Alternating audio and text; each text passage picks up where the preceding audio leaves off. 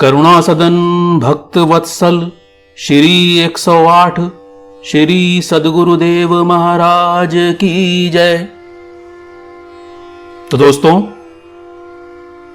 आज का ये वीडियो एक बहुत ही सुंदर कविता के साथ में शुरू करता हूं। तो आप लोग भी सद्गुरुदेव महाराज की इस कविता का आनंद उठाइए और फिर आगे बढ़ेंगे अपनी इस वीडियो में। जिसके दिल में सद्गुरु के प्यार ने घर कर लिया, जिसके दिल में सद्गुरु के प्यार ने घर कर लिया, मिल गया सब कुछ उसे, जीवन है उसका संवर गया। दुनिया की धन संपदा उसको लुभा सकती नहीं, गुरु कृपा से जग की मोह ममता सता सकती नहीं। जिसके दिल में प्रेम सच्चे ने बसेरा कर लिया, मिल गया सब कुछ उसे, जीवन है उसका संवर गया। तू ही तू की आती हर पल दिल से बस आवाज है, तू ही तू की आती हर पल दिल से बस आवाज है। रोम रोम में उसके बजता प्रेम का ही साज है। भाग्यशाली है वह प्रेमी भव से निश्चय तर गया, मिल गया सब कुछ उसे, जीवन है उसका संवर गया। जो गुरु के प्रेम में रहता सदा मखमूर है, जो गुरु के प्रेम में रहता सदा मखमूर है। दुनिया के झगड़ों झमेलों से सदा ही दूर है। उसका जीवन गुरु कृपा से खुशियों से है भर गया, मिल गया सब कुछ उसे, जीवन है उसका संवर गया। सद्गुरु जी दास को भी प्रेम अपना दीजिए, सद्गुरु जी दास को भी प्रेम अपना दीजिए। तुम रहो बस दिल में मेरे ऐसी कृपा कीजिए। दात यह जिसको मिली वही जन्म सफल गया, मिल गया सब कुछ उसे, जीवन है उसका संवर गया। जिसके दिल में सद्गुरु के प्यार ने घर कर लिया, मिल गया सब कुछ उसे, जीवन है उसका संवर गया। तो इसी के साथ भक्तों एक बार फिर से बोलते हैं, करुणा सदन भक्त वत्सल श्री 108 श्री सद्गुरुदेव महाराज की जय। जय हो, जय हो। तो मेरे परम प्रिय गुरुमुख भाइयों और बहनों, आज बहुत ही कठिन परिस्थितियां चल रही हैं, जैसा आप सबको पता ही है। एक कोरोना रूपी अनजान शत्रु से हम सभी लोग अपनी अपनी बेड़ियों में जकड़े हुए हैं। बहुत से लोग अपने अपने घरों में बंद हैं और अवसाद का शिकार भी हो रहे हैं, लेकिन हम सभी का फर्ज है कि उनको इस अवसाद से निकालें। और मित्रों, यह कठिन समय आपको विश्वास दिलाता हूं कि हमेशा के लिए नहीं है और बहुत ही जल्दी यह वक्त भी कट जाएगा, बहुत जल्दी यह वक्त भी बीत जाएगा। आपसे सच बताता हूं कि मेरे बहुत से गुरुमुख भाई और बहन मेरे संपर्क में हैं और वो अपने इस समय का सदुपयोग अच्छे कार्यों में कर रहे हैं, लोगों की सेवा कर रहे हैं। तरह तरह से लोग जो कि बहुत गरीब भी हैं, बेचारे कई लोगों के पास खाने को नहीं है, कुछ नहीं है, उनके लिए बहुत सेवा भाव से काम कर रहे हैं। कुछ बीमारों की सेवा कर रहे हैं, कुछ जो समर्थ लोग नहीं हैं उनकी मदद कर रहे हैं। तो काफ़ी लोग अपने सामर्थ्य के हिसाब से अच्छे तो दोस्तों, आप लोग भी रोज अपने इष्ट सद्गुरुदेव जी की प्रार्थना भी करिए कि यह समय जल्दी से गुजर जाए। केवल अपने लिए ही नहीं करिए, केवल अपने लिए नहीं, अपने परिवार के लिए, अपने समाज के लिए, अपने आसपास, अपने शहर और हाँ अपने देश के लिए, कि यह हमारा पूरा देश, पूरा समाज जल्दी से इस कठिन परिस्थिति से बाहर निकले और सद्गुरुदेव महाराज जी की कृपा से हम सबका संकट हरण हो। तो गुरुमुखों, आप भी चिंतित ना हो। भाइयों, सद्गुरु जी से प्रार्थना करें और प्रतिदिन करें कि हम सबको इस महामारी से, इस संकट से बाहर निकालें। दोस्तों, आपके अपने इस चैनल पर गुरु महाराज जी के अनेकों प्रस्तुतियां उपलब्ध हैं और आने वाले दिनों में अनेकों रोचक प्रस्तुतियां प्रकाशित होने वाली हैं। तो दोस्तों, देर किस बात की है, जल्दी से गुरु दरबार में अपनी हाजिरी दर्ज कीजिए। और उसके लिए आपको कोई बहुत ज़्यादा कठिन परिश्रम नहीं करना है, ना ही कोई अपनी जेब से पैसा खर्च करना है। आपको सिर्फ वीडियो को लाइक करना है, क्योंकि आपके एक लाइक से मुझे बहुत जिससे कि मैं इस तरीके की प्रस्तुतियां आपके लिए लेके आता रहूं। और हाँ, चैनल को सब्सक्राइब करिए। चैनल को सब्सक्राइब करने से मुझे लगता है कि लोग पसंद कर रहे हैं सद्गुरु जी के प्रवचनों को। तो प्लीज़ प्लीज़ प्लीज़ चैनल को सब्सक्राइब करिए। और आपका ये सब्सक्रिप्शन, आपका ये समझिए कि इस समय गुरु दरबार में आपकी उपस्थिति दर्ज हो रही है। तो अपना एक लाइक, एक सब्सक्रिप्शन जरूर करिए। और हाँ दोस्तों, वीडियो को लाइक करिए और हाँ शेयर करिए।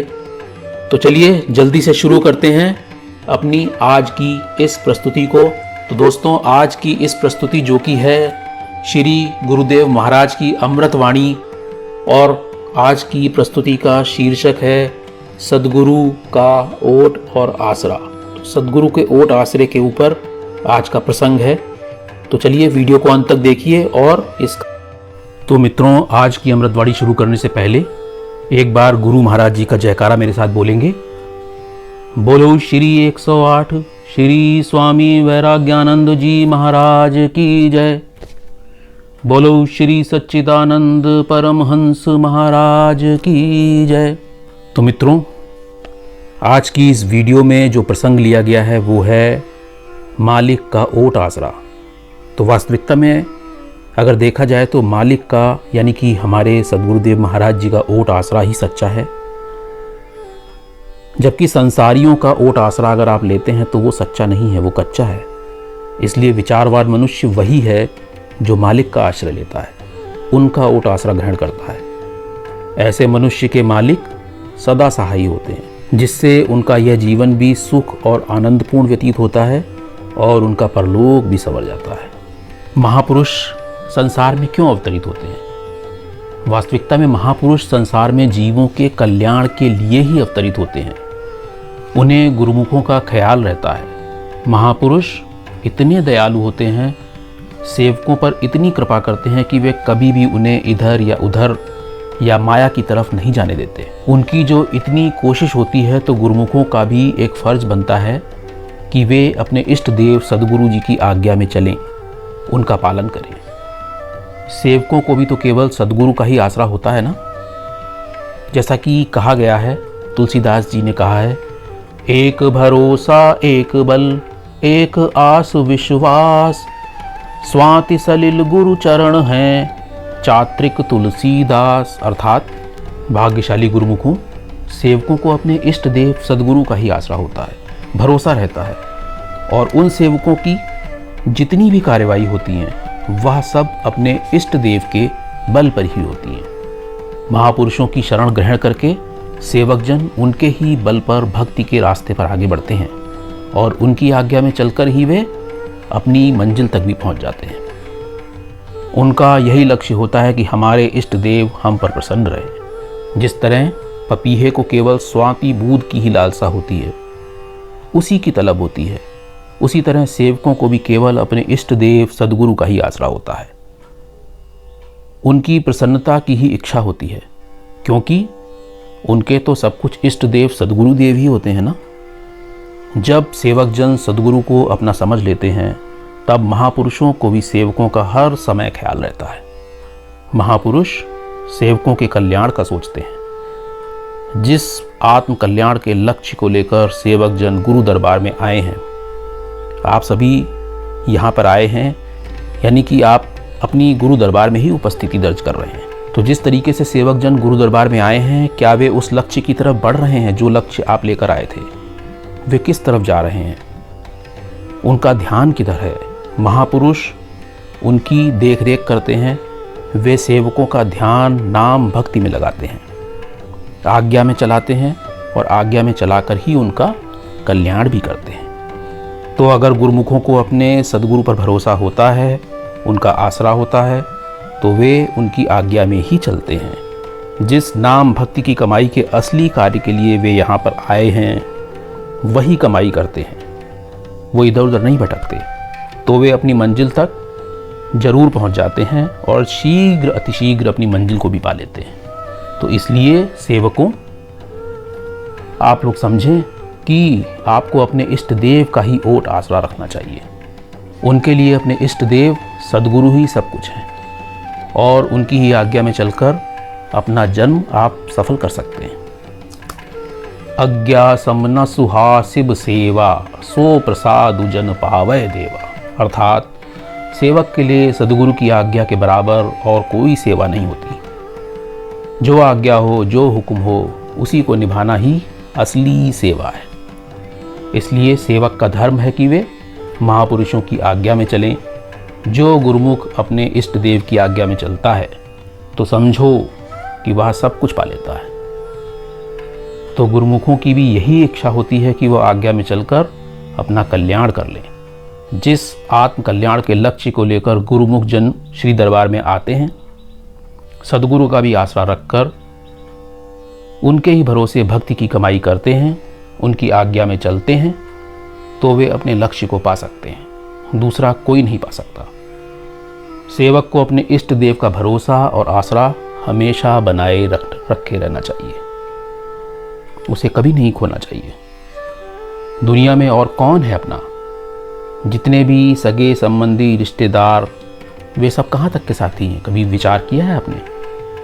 वो सब इसी दुनिया के साथी हैं, इसी जीवन के साथी हैं, दूसरे जीवन के भी साथी नहीं हैं। उनमें से कई तो इस जीवन में रहते हुए भी साथ छोड़ देते हैं, लेकिन वक्त में महापुरुष ही कदम कदम पर जीव का साथ निभाते हैं, हर वक्त साथ निभाते हैं।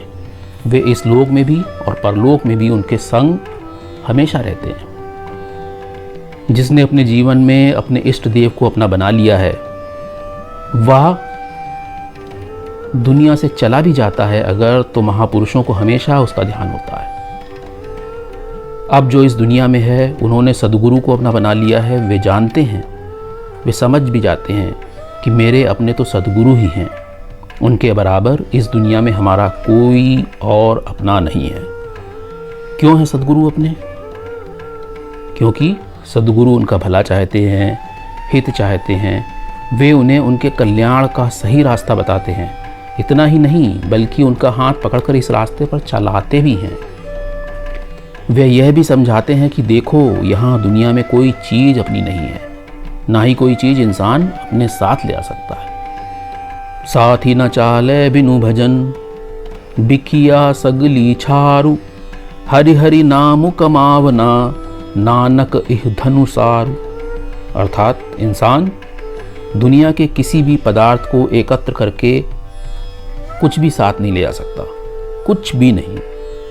लेकिन नाम भक्ति की कमाई एक ऐसा संचित धन है जो कि साथ में जाता है। बाकी सब चीज़ें जो हैं वो यहीं रह जाती हैं, इसी धरा पर रह जाती हैं। तो महापुरुष सेवक को हमेशा वही चीज़ देते हैं जो उसका कल्याण करे, और वह है मालिक की भक्ति, उनकी याद। इसलिए गुरुमुखों, जैसा पहले ही कहा गया है कि नाम भक्ति की कमाई ही साथ जा सकती है और कुछ भी साथ नहीं जा सकता।